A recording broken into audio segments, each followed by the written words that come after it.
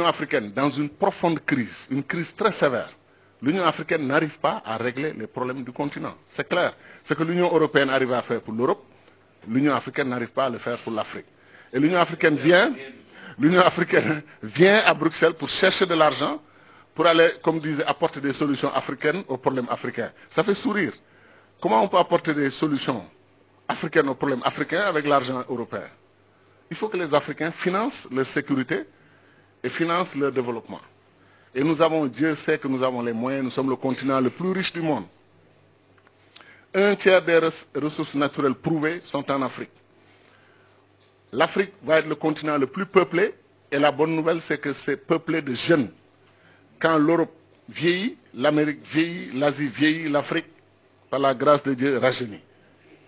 Nous sommes 1 milliard d'Africains, dont plus de 60% de jeunes. Et dans moins de 30 ans, on sera 2 milliards d'Africains, dont une grande majorité de jeunes. Maintenant, les jeunes, c'est un atout qui peut être une bombe.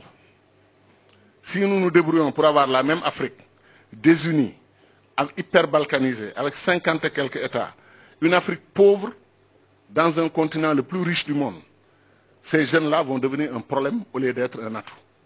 C'est pour ça que je lance un appel, pas pour moi seulement, mais pour tous les panafricanistes. Il faut élire des dirigeants panafricanistes dans nos pays. L'exemple de Wade, Kadhafi et Obasanjo l'a prouvé. Des dirigeants non panafricanistes ne vont pas parler du futur de l'Afrique. Ils vont nous faire rêver en nous faisant croire qu'il est possible de bâtir l'Afrique sans l'unité. Ce n'est pas possible. Ou bien ils vont parler de l'unité du bout des lèvres et ils vont pratiquer autre chose. Nous sommes aujourd'hui dans une situation de non-développement, de développement arrêté, parce que nous sommes divisés. Le Sénégal, la Gambie, la Guinée-Bissau, ce n'est pas possible, ça ne peut pas continuer. Il faut que ces trois pays, plus le Mali, plus la Mauritanie, plus la Guinée-Conakry, plus les autres pays de l'Afrique de l'Ouest, pourquoi on ne crée pas une union politique en Afrique de l'Ouest avec un gouvernement régional, fédéral? Pourquoi on ne peut pas le faire? Et lancer le même appel aux pays de la SADC, qui sont très unis d'ailleurs. Lancer un même appel aux pays de l'Afrique de l'Est. Le pays de l'Afrique du Nord, s'ils étaient unis, vous croyez que l'alliance Maroc-Algérie ne serait pas une puissance comme la France et l'Algérie, la France et l'Allemagne? Très rapidement. Mais chacun est dans sa situation avec les mêmes difficultés et on passe notre temps, chacun d'entre nous est un obstacle pour le développement de l'autre. Vous imaginez que le Mali a 7 frontières. 7. 7 pays empêchent au Mali de voir le soleil, c'est-à-dire de voir la mer et d'accéder. Vous avez la Guinée, territoire Sénégal, Mauritanie, Côte d'Ivoire, Burkina Faso, Niger, Algérie. Quand 7 pays vous encerclent et chacun prétend être un pays souverain qui contrôle ses frontières, mais ils vous étouffent, ils vous empêchent de respirer. C'est pour ça que nous disons, on peut aller rapidement, au moins, à défaut d'avoir les États-Unis d'Afrique, qu'on ait des gouvernements d'union au plan régional, étape vers les États-Unis d'Afrique. Qu'est-ce qui nous empêche d'avoir une monnaie commune? Le franc CFA, là, 14 pays le partagent, en Afrique centrale et en Afrique de l'Ouest. Faisons-en la base d'une monnaie continentale. Parce que si le franc CFA s'allie avec le Nigeria, et on change le nom, on ne l'appelle plus franc CFA, c'est clair. Le mot franc disparaît au moins.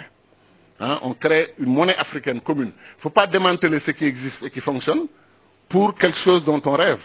On prend ce qui existe, on l'améliore et on l'élargit au Nigeria, au Ghana. Dès qu'on le fait, on a presque un tiers des pays africains qui partagent la même monnaie. Mais c'est une base pour tendre la main aux autres. Kadhafi, avant lui, Nkrumah, on parlait de Banque centrale africaine il y a 50 ans. Banque centrale africaine, monnaie commune africaine, constitution, citoyenneté africaine, armée, défense commune africaine, diplomatie commune africaine, commerce extérieur africain. C'est pour ça que je dis que quand on a mis Nkrumah de côté, après on a organisé le coup d'État, on s'est retrouvé avec un faux paradigme qui a fait que même les pays africains les plus avancés comme la Côte d'Ivoire sont retombés après dans la situation que l'on sait. Est-ce que vous savez que les Malaisiens allaient en Côte d'Ivoire pour dire aux Ivoiriens dans les début des années 70, nous voulons être comme vous? Aujourd'hui, la Malaisie est une puissance régionale. Elle vend de l'huile de palme à la Côte d'Ivoire qui lui vendait de l'huile de palme avant. La Corée du Sud qui avait 1,5 milliard de dollars, 1,5 milliard de dollars de PIB égal au Sénégal, a aujourd'hui 1500 milliards. Le Sénégal a 15 milliards de PIB. Et la Corée du Sud a un niveau de développement équivalent à 25 pays d'Afrique qui sont regroupés dans le marché commun de l'Afrique du Nord, de l'Est et du Sud. 25 pays d'Afrique. Mais pourquoi? Parce qu'ils ont eu le bon leadership, et ils ont appris à être un État depuis 5000 ans. Nous, on apprend à être un État depuis 50 ans.